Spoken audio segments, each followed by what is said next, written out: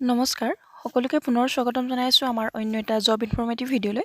আজিৰ ভিডিঅ'টোত আপোনালোকৰ বাবে ইণ্ডিয়ান অইল কৰ্পোৰেশ্যন লিমিটেডৰ ফালৰ পৰা নটিফিকেশ্যন আউট কৰি দিছে, তাৰে এটা অভাৰভিউ আমি লৈ আহিছোঁ। যদি আপোনালোক ইণ্ডিয়ান অইলৰ এই জবখিনিৰ বাবে ইণ্টাৰেষ্টেড হয় তেনেহ'লে আপোনালোকে ভিডিঅ'টো শেষলৈকে চাই থাকক। যদি আপোনালোক এলিজিবল হয় সকলোৱে এপ্লাই কৰি ল'ব পাৰিব। ইয়াতে আমি সকলোখিনি ডিটেইলছ আলোচনা কৰিছোঁ, গতিকে ভিডিঅ'টো শেষলৈকে চাই থাকি সকলোখিনি ডিটেইলছ লাভ কৰি ল'ব পাৰিব।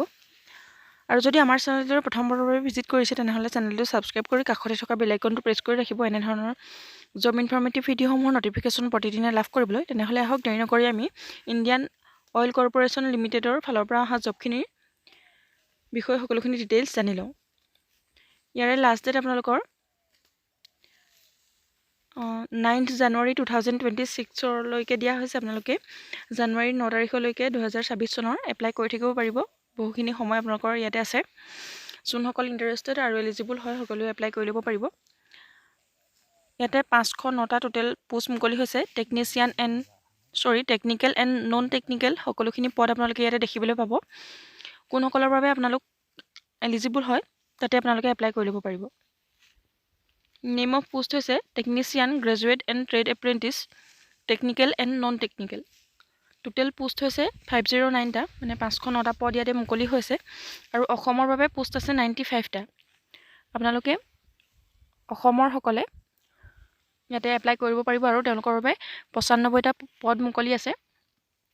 আৰু কেটেগৰী ৱাইজ ভেকেঞ্চিখিনি ইয়াতে দিয়া হৈছে। টেকনিচিয়ান এপ্ৰেণ্টিছৰ বাবে 248টা আছে, 248টা পদ। আৰু ট্ৰেড এপ্ৰেণ্টিছৰ বাবে 127টা আছে। গ্ৰেজুৱেট এপ্ৰেণ্টিছৰ বাবে 107টা আছে। ডাটা এণ্ট্ৰি অপাৰেটৰৰ বাবে 27টাকৈ পদ আপোনালোকে ইয়াতে দেখিবলৈ পাব।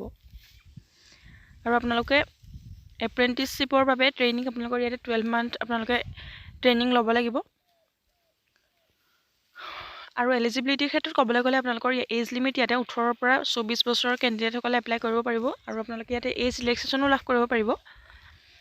SC STৰ বাবে 5 বছৰকৈ, OBC MOBCৰ বাবে 3 বছৰকৈ, আৰু যিখিনি ডিচেবল কেণ্ডিডেট আছে PWBD তেওঁলোকৰ বাবে 10ৰ পৰা আপোনালোকে 15 বছৰ পৰ্যন্ত ইয়াতে ৰিলেক্সেশ্যন লাভ কৰিব পাৰিব।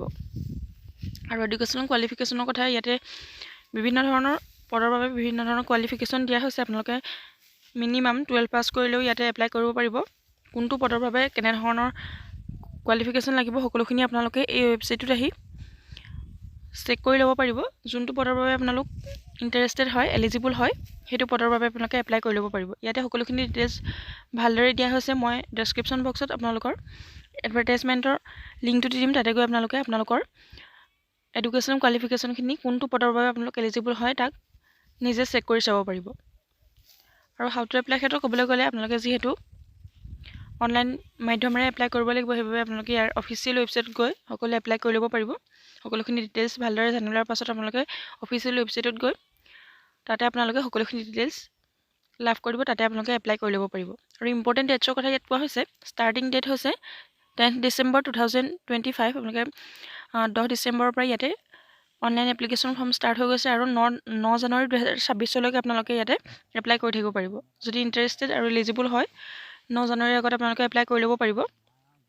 খুব এটা ভাল অপৰচুনিটি আপোনালোকৰ বাবে। আৰু ভিডিঅ'টো আজি ইমানেই আছিলে।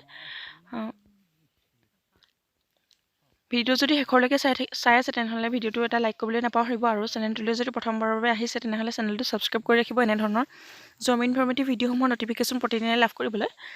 ভিডিঅ'টো শেষলৈকে চাই থকাৰ বাবে বহুত বহুত ধন্যবাদ।